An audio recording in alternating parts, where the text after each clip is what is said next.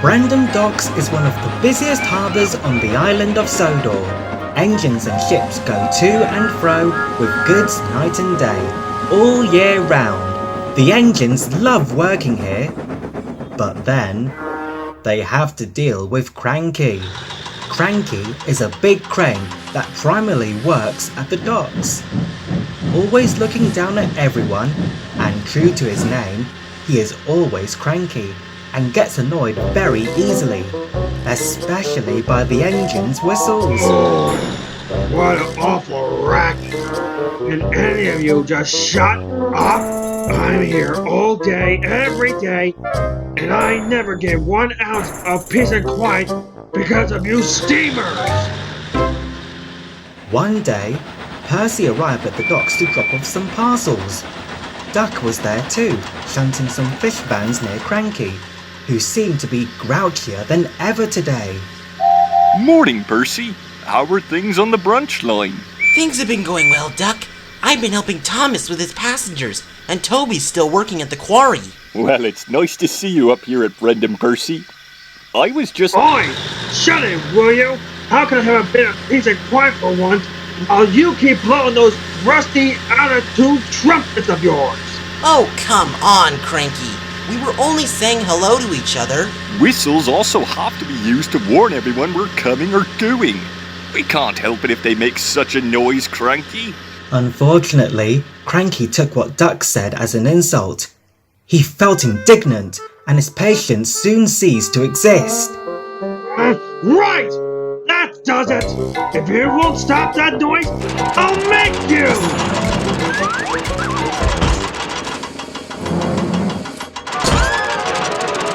Ow! My boiler! Maybe that'll shut you up for a while. Yeah! Hey, you nasty bully! What did Duck ever do to you?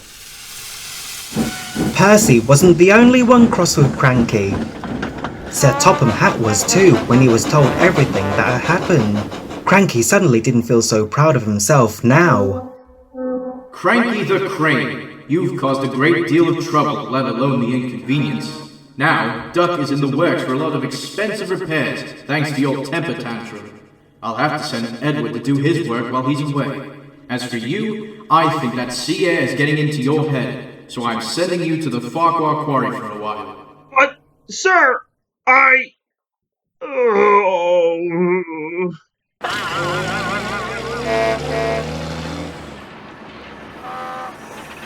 This is just great. They're surrounded by nothing but rocks here, rocks there, rocks everywhere. How could this get any worse? Cranky? What are you doing here? You tell me. You got me into this mess. No, I didn't. It was your own fault and you know it. You shouldn't have hurt Duck like that. No, I shouldn't have hurt Duck like that. Pah! Well, you engines shouldn't have been so noisy then. I'm quite certain I made the great Mr. Brainiac learn his lesson big time, and I have absolutely no regrets. And that's it? All because we're allowed to blow our whistles every now and then? You're so unbelievable! Ha! Shows what you know, you little green goblin. Silly crane. Percy and Cranky ignored each other for the rest of the day. They were so cross that they didn't even look at each other. That night, Percy rolled into the sheds, looking very annoyed. What's up with you, Percy? It's because of that Cranky. He hurt poor Duck on purpose. I mean, the nerve of him for doing such a thing. I'm going to show that big creaky tower what's what. Now, Percy, you can't hold a grudge against Cranky forever. I know he's grumpy and rude, but everyone deserves a second chance. Besides, 2 wrongs don't make a right. But Percy didn't want to hear what Toby said and went to sleep. The next day, Percy was at the quarry again. He could see Cranky there, complaining as usual. Ugh, it's noisier down here than it is down at the docks. Oh look, the little pink goblin's returned. And hello to you too. Ah! Stop that! Okay, then. That's what you get for hurting Duck. Oh, my ears! Wait, do I even have ears? Soon, Percy's trucks were filled up with stone as he set off to take them to the harbour. As he puffed along, Percy had a very cheeky idea. If I blow my whistle even louder than before, that'll stop that creaking tower from causing any more trouble to the other engines. I think I should get a little practice first. Percy whistled to some cows in a field nearby, but they were too busy eating grass to take notice. Whistle isn't loud enough. I have to whistle harder. So, when Percy saw Trevor at the crossing, he blew his whistle loud and long. Goodness, Percy! Don't make such a racket! But Percy didn't hear Trevor and went on his way. Next, he saw Harold dropping off medical supplies. He decided to practice his whistle again. This'll be the best one yet! Heck, Percy, stop that! You're being much too loud. But like before, Percy didn't hear him. He continued on his way. Up ahead, Percy saw Bertie. He took a deep puff and blew his whistle as loudly as he could. Bertie was so surprised, he skidded into the bushes. Percy, you stupid engine! Look what you did! Percy didn't hear Bertie. He was feeling rather pleased with himself. There! That should do it! Now I'll show that silly creaky crane!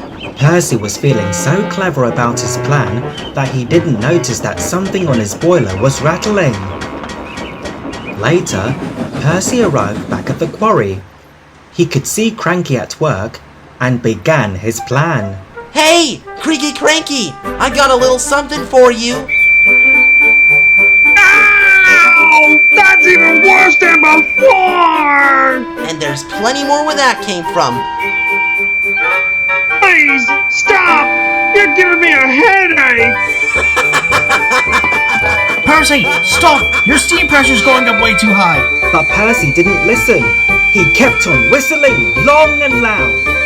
Then it happened. Huh? What happened? Oh, now you've done it. You've gone and lost your whistle, all because you kept blowing it too hard. Oh no, but where did it go? I think I found it. Ow! My arm! Soon, Sir Topham Hatt arrived on board a fully repaired duck. He didn't look very happy. What is going on here? I could hear Percy whistling all the way from Knapford. Do you have anything to do with this, Cranky? Well, Sir, please. It was my fault. I was so cross with what Cranky did to Duck that I blew my whistle to get back at him. And now I lost it. I'm very disappointed in you, Percy. You should know by now that your whistle is for work and emergencies, not for silly games. Yes, sir. I'm sorry, sir. Thomas and Toby will do your work until you get a new whistle, and I think that's plenty of time for you to understand that this is what happens when you don't use it properly. Yes, sir. A few days later, Cranky was back at the docks doing his usual work. Ever since his time at the quarry, he hadn't complained much about the engine's whistles. He's still grumpy, as he is that sort of crane, but he's more mindful about his actions now. As for Percy, he had to stay in his shed for a month until his new whistle came in.